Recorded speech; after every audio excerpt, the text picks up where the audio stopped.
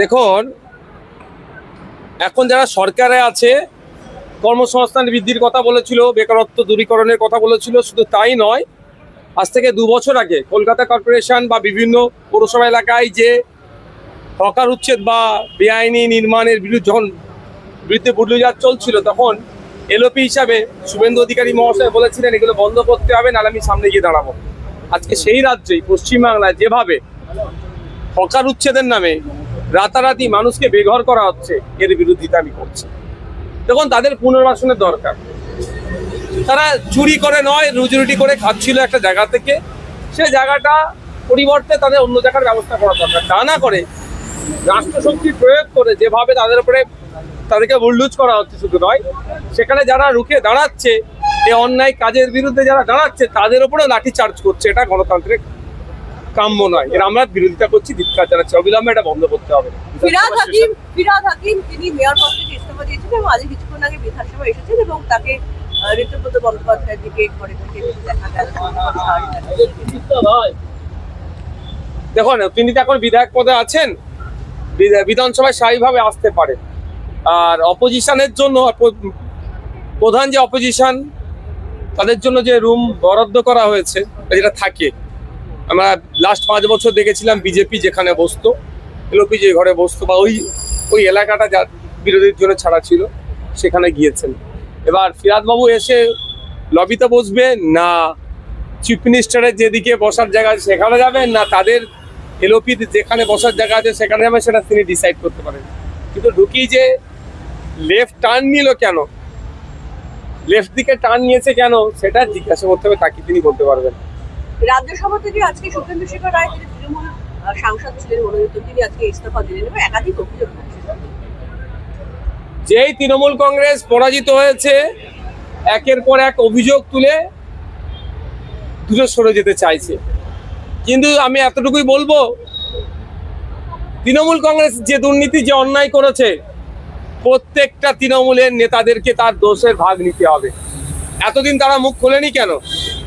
দেখছে যে একের পর এক যখন অ্যারেস্ট হচ্ছে আর ডিম তাদের কাছে, পচা ডিম তাদের দিকে উড়ে যাচ্ছে, এই ভয়ে এখন কেউ তার নিজের দলের বিরুদ্ধে মুখ খুলছে বা কেউ সেখান থেকে অব্যাহতি নিচ্ছে। এই অব্যাহতি নিয়ে কিন্তু ছাড় পাবে না, আইনের মাধ্যমে তাদের প্রত্যেকের ব্যবস্থা হবে। বুলডোজারের যে ঘটনা ঘটছে, সামনে যে বাজেট সেশন রয়েছে বা বিধানসভার অধিবেশন, তাতে কি এই বিষয়টা তুমি সর্বপ্রথম তো আমি দেখবো গভর্নর স্পিচের উপরে কি এসছে। বলবো না মানে আমি জনগণের জনপ্রতিনিধি। এর আগে তৃণমূলের পিরিয়ডে আমি 5 বছরের বিরোধী বিধায়ক ছিলাম, বিজেপির পিরিয়ডে আমি বিরোধী বিধায়ক। ঠিক যেভাবে তৃণমূলের সময়ে গঠনমূলক সমালোচনা আলোচনা করেছি, পজিটিভ কাজকে স্বাগত জানিয়েছি, এই 5 বছরও আমি বলবো। সামনে কে শাসক কে আছে আমার কাছে বড় কথা নয়, অন্যায়ের বিরুদ্ধে কথা বলবো। শুধু তাই নয়, যেভাবে অভিযুক্তদেরকে ধরে অর্ধনঙ্গ করে রাস্তায় ঘুরাচ্ছে, এর বিষয়েও প্রশ্ন তুলব। যদিও কলকাতা হাইকোর্ট এটাকে কড়া নির্দেশনা দিয়েছে, এগুলো কোনো মধ্যযুগীয় কালচার আসছে, এটা কোনোভাবেই কাঙ্ক্ষিত নয়। অন্যায় করেছে, অন্যায়কারী সর্বোচ্চ শাস্তি দেওয়ার পক্ষে আমি, না ছাড় পেয়ে যাই। কিন্তু অন্যায় করেছে অভিযুক্ত, তার আগেই যদি আমি পুলিশ নীতি চালাই তার উপরে, তার আগেই যদি তাকে আমি জনসমক্ষে হ্যারাসমেন্ট করি, এরকমভাবে মেনে নেওয়া যায় না। কোমরে দড়ি বাঁধা তো দূরের কথা, হ্যান্ডকাপ লাগাতে গেলেও ম্যাজিস্ট্রেটের পারমিশন নিয়ে লাগাতে হবে। আমার তো মানে সেগুলো কিছুই নেয়নি। কিন্তু আমি একটা জিনিস অদ্ভুতভাবে লক্ষ্য করছি, একের পর এক তৃণমূলের নেতাদেরকে, বিধায়কদের পর্যন্ত কোমরে দড়ি বেঁধে প্রাক্তন বিধায়ককে এইভাবে নিয়ে যাচ্ছে। তৃণমূলের সুপ্রিত সুকেনিন কামান, তৃণমূলের লিগাল সেল কি ঘুমাচ্ছে? তাদের কোনো কথা নয় যে পুলিশের কর্তা ওইভাবে ঘোরাচ্ছে, তার বিরুদ্ধে লিখিত কমপ্লেন করলে চাকরিটা থাকবে কি সন্দেহ আছে। তারপরে তৃণমূল কংগ্রেস এমন লেভেলের দুর্নীতি হয়তো করে ফেলেছে, মুখ খুলতে কেউ সাহস পাচ্ছে না। এই বিষয়গুলো বাজেট সেশনে অবশ্যই উঠবে, গভর্নর স্পিচে কি আসছে তার উপরে উঠবে, আলোচনা হবে। শওকত মোল্লার পরে জাহাঙ্গীর খান তিনিও গ্রেপ্তার হলেন। এখন ব্যাপারটা হচ্ছে অনেক আগে এদের গ্রেফতার হওয়া দরকার ছিল। সরকার সাহেব দক্ষিণ বামুনিয়া গ্রামের চালতাবেড়িয়া অঞ্চল ভাঙড় বিধানসভায় বোম তৈরি করছিল, যে বোম দিয়ে আইএসএফ তথা বিরোধীদের উপরে আক্রমণ করতো, প্রাণে মারতে চেষ্টা করেছিল। কিন্তু বোম তৈরি করার সময় বোম ফেটে একজন মারা যায়, বেশ কয়েকজন গুরুতর চোট হয়েছিল, আঘাত পেয়েছিল। যে নিয়ে এসে বোম তৈরি করাচ্ছিল ওহিদুল ইসলাম আগে গ্রেফতার হয়েছিল।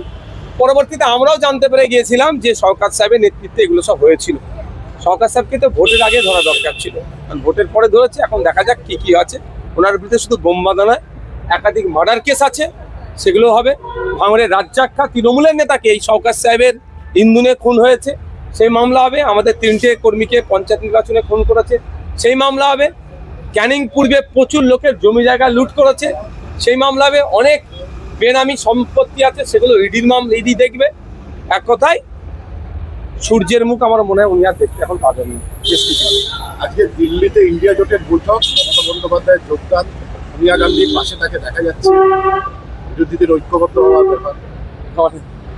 আমি আবারও বলছি, যদি সত্যিকারের অর্থে মমতা ব্যানার্জি মহাশয়া বিরোধী রাজনীতি করতে চাই পশ্চিম বেঙ্গলে, সর্বপ্রথম কাজে ওনার এই বিধানসভার মধ্যে আসা।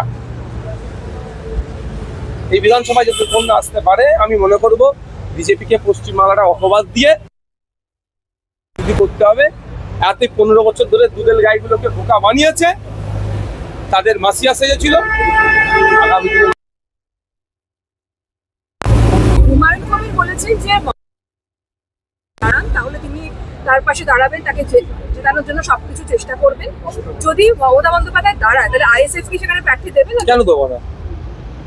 আইএসএফের রেজিনগরে প্রার্থীদের প্রশ্ন আসছে না, কারণ বামেদের সাথে আমাদের জোট ছিল। আমরা রেজিনগরটা আমাদের ভাগে পড়েনি, সুতরাং আমাদের প্রার্থীদের রাখলে প্রশ্ন আসছে না। যদি সিপিএম জোটে আগিয়ে নিয়ে যেতে চায় তাহলে প্রশ্ন আসছে না। দ্বিতীয় কথা হচ্ছে, সামনে কে থাকলো আমাদের দেখার প্রয়োজন নেই। আমরা আমাদের জোটে লড়াই করব।